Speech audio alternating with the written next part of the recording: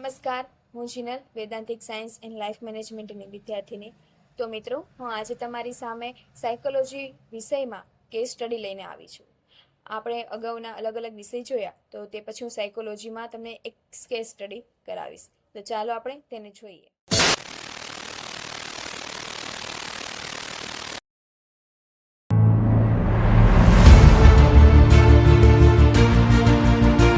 શું તમે પણ ચાર લોકોની વચ્ચે બોલતા ગભરાઓ છો? તમે પણ એકલતા ફીલ કરો છો? ભીડમાં જાઓ છો તેમ છતાં પણ તમને ક્યાંક ને ક્યાંક એકલતા અનુભવાય છે? તો ચાલો આપણે જોઈએ એક સ્ટોરી. એક વિદ્યાર્થી છે, આર્યન, અને તે કામ પણ કરે છે ઓફિસનું. તો ઓફિસમાં મીટિંગ હોય છે, તો ત્યાં ક્યાંક ને ક્યાંક ડર અનુભવે છે. મીટિંગમાં લોકો સામે વાત નથી કરી શકતો, મીટિંગમાં યોગ્ય પ્રસ્તુત નથી કરી શકતો, પ્રેઝન્ટેશન સરખું નથી કરી શકતો. લોકો મજાક ઉડાડશે, ક્યાંક ને ક્યાંક કંઈક ખોટું બોલી જવાશે, ગભરાટ થાય છે, ડર લાગે છે, ચિંતા થાય છે. શું થશે? આર્યનની મનોસ્થિતિ કેવી હશે? તો જોઈએ.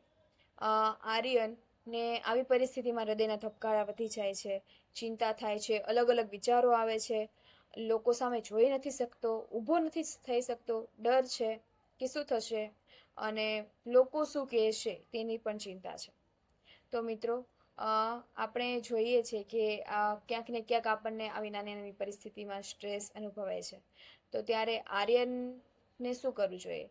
એની પરિસ્થિતિમાં શું થાય છે? આપણે સાયકોલોજીની રીતે જોઈએ તો સીબીટી, તો જે થેરાપી છે, તો તેના માધ્યમથી પણ તે એનું સોલ્યુશન લાવી શકે છે.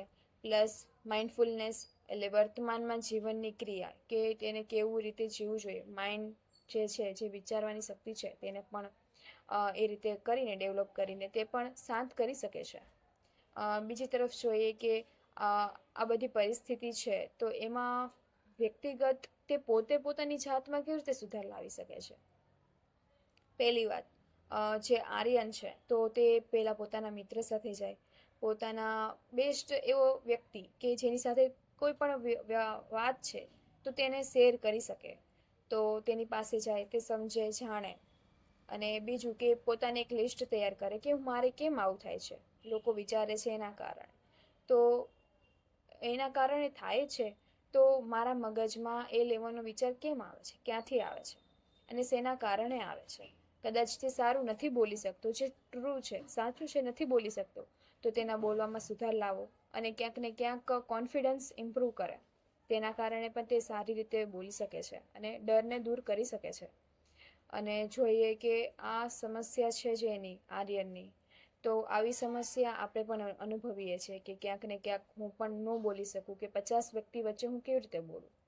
તો ત્યાં પણ આપણે જોવું જોઈએ કે આપણે કેવી રીતે કામ કરવું છે પોતાની જાત પર, કે એવા પોઈન્ટ્સ બનાવો અને ટીક કરો કે હું કેમ નથી બોલી શકતી, કેમ 50 લોકો વચ્ચે નથી બોલી શકતી, એના કારણ શું છે? મને આવડતું નથી, મને નોલેજ નથી, કે હું લોકોને જાણતી નથી, કદાચ ડર છે, ચિંતા છે કે હું સારું નહીં બોલી શકું. તો તેના ટોપિક પણ આવડો અને જુઓ, સમજો. અને બીજી વાત કે સીબીટી છે, જે પદ્ધતિ છે, એ તો સાઈડમાં રહી, પણ તમે જુઓ કે અલગ અલગ મુદ્દા છે કે હું કેમ નથી કરી શકતી, કેમ નથી જાણી શકતી પોતાનામાં. તો સ્વમૂલ્યાંકન કરો, પોતાનું જાતનું નિરીક્ષણ કરો, કેમ નથી થતું, શું લેવા નથી થતું, એની માટે એક નોટ્સ બનાવો, ડાયરી બનાવો, દરરોજનું જે કામ છે એ લખો, જુઓ, વાંચો અને કહો કે મારી જાતમાં આ ઇમ્પ્રૂવ કરવા જેવું છે. અને ક્યાંક ને ક્યાંક બીજા તમારા કોઈક આપતા મિત્ર છે તેને દેખાડો, જુઓ કે આ મારી ડાયરી છે, એમાં તું જો અને કંઈક સુધાર છે તો એ મને કે મારા દિવસમાં સુધાર લાવો છે તો હું કેવી રીતે લાવું. અને સાથે જોઈએ કે આ એક કાઉન્સેલિંગ ના માધ્યમથી આ એક છે.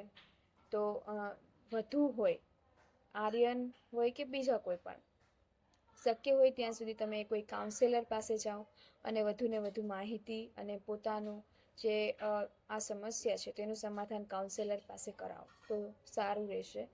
અને જ્યાં સુધી બહુ વધારે નથી, અઠવાડિયા સુધીનું છે, થોડાક મર્યાદિત સમયનું છે, તો તમે જાતે કરી શકો છો. જેમ કે 6 મહિનાનું છે તો તમે જાઓ કાઉન્સેલર પાસે, વધુ સમય રાહ ના જોવું. એટલે મારું તો પહેલી પ્રાયોરિટી એ જ છે કે ઓછા સમય માટે હોય તો પહેલાં પોતાના જાત પર કામ કરો, અને પછી વધુ છે તો કાઉન્સિલર પાસે જાઓ, જુઓ, નિરીક્ષણ કરો, વાતચીત કરો અને એમની સાથે બધું શેર કરો એક મિત્ર તરીકે. તો આવી જ રીતે કે પોતાની સમસ્યાનું નિરાકરણ જાતે કરો, લાવો, શીખો કે કાઉન્સેલિંગ પોતાની જાતનો એક મિત્ર બનો. ઉદ્ધરેદાત્મનાત્માનમ નાત્માનમ વસાયદેત, આત્મેવ જ્ઞાત્માનો બંધુ આત્મેવ રિપુરાત્માનો. એટલે મનુષ્ય પોતાના જાતનો ઉદ્ધાર પોતે જાતે જ કરવો જોઈએ, અને મનુષ્ય પોતે જ પોતાનો મિત્ર છે અને પોતે જ પોતાનો શત્રુ છે. તો એના આધારે તમે સમજી શકો છો કે પોતાના જાતને કેવી રીતે કાબૂ કરવું અને પોતાની જાતનું મૂલ્યાંકન કરવું અને પોતાની જાતનો મિત્ર બનીને જોવું. તો ફરી એકવાર આપણે મળીશું આવા જ કોઈક નવા વિડીયો સાથે. અને ફરી એકવાર કહું કે આવી રીતે કોઈ પણ સમસ્યા હોય તો કાઉન્સેલરની મુલાકાત જરૂરથી લેજો, જેથી તમને ખ્યાલ આવે કે શું સમસ્યા છે પોતાની જાતમાં, અને ક્યાંક પોતાની ચિંતા હોય તો તમે એને શેર પણ કરી શકો છો. તો આવા જ નવા વિડીયો સાથે આપણે બીજા વિડીયોમાં પણ માહિતી મેળવીશું અને ફરીથી આપણે મુલાકાત લઈશું. ધન્યવાદ.